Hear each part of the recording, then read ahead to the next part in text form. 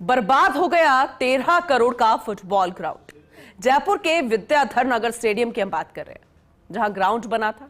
दीपावली की रात ग्राउंड में अचानक आग लग गई। बेल्जियम से मंगाई गई आर्टिफिशियल ग्रीन घास से यह ग्राउंड बनकर तैयार था।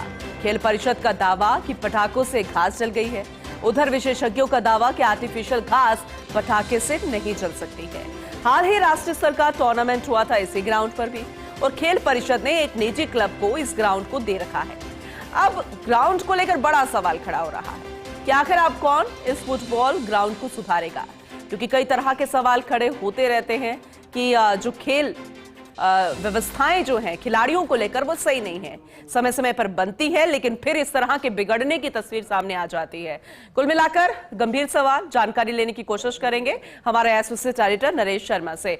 नरेश जी, बड़ा सवाल खड़ा हो रहा है कि क्या वाकई में पटाखों से जली है या फिर नहीं, क्योंकि विशेषज्ञों ने तो साफ कह दिया है कि आर्टिफिशियल घास पटाखों से नहीं जल सकती। पूरे मामले को जरा बताइएगा।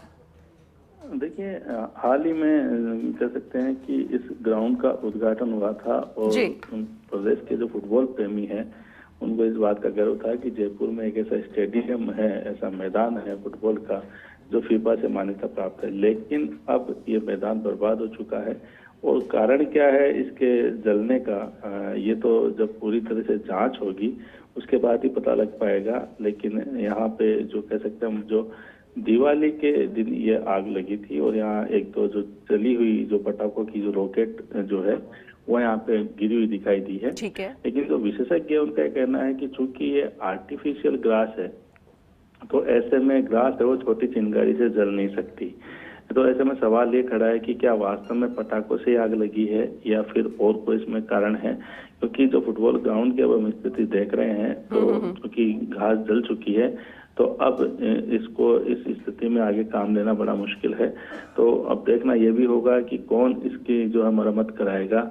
दूसरा सवाल ये भी है कि क्या जितनी घास जली है उतनी ही नई घास लगाई जाएगी या फिर पूरे ग्राउंड में नए सिरे से घास लगाई जाएगी। अगर पूरे ग्राउंड में नए सिरे से घास लगानी पड़ती है तो फिर करोड़ों रुपए खर्च होंगे, क्योंकि करोड़ों पहले भी लग चुके हैं। और कहते हैं कि बड़ा वक्त लग जाता है जब खिलाड़ियों के लिए कोई ना कोई व्यवस्थाएं की जाती है, सुनिश्चित की जाती है, और ये तो करोड़ों रुपए पहले ही लग चुके हैं। लेकिन एक बड़ा सवाल, गंभीर सवाल खड़ा हो गया है। विशेषज्ञों ने साफ कह दिया कि छोटी चिंगारी से जल नहीं सकता, लेकिन दूसरी तरफ प्रूफ के तौर पर एक रॉकेट भी यहाँ पर बरामद हुआ है। नरेश जी, क्या लगता है किसी को क्या फायदा होगा अगर कोई साजिश भी है तो?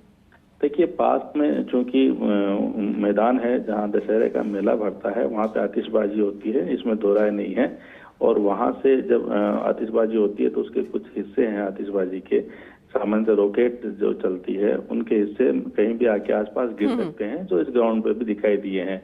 तो और आसपास की जो जगह वहां भी इस तरह की जो पटाखे चले पटाखे हैं वो दिख जाएंगे। लेकिन बड़ी चीज ये है कि चूंकि ये जो घास है ये आर्टिफिशियल घास है और एक तरह से कह सकते हैं प्लास्टिक की घास है, तो इसको इस तरह से जो जलना है वो बड़ा कह सकते हैं कि गले नहीं उतर रहा विशेषज्ञों के कि क्या इतनी छोटी चिंगारी से इतनी दूर में घास जल सकती है क्या।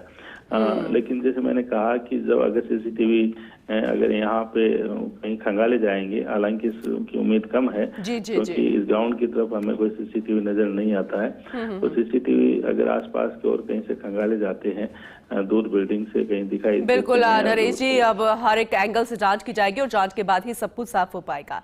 आगे भी आपसे अपडेट लेंगे। बहुत शुक्रिया फिलहाल इस जानकारी के लिए।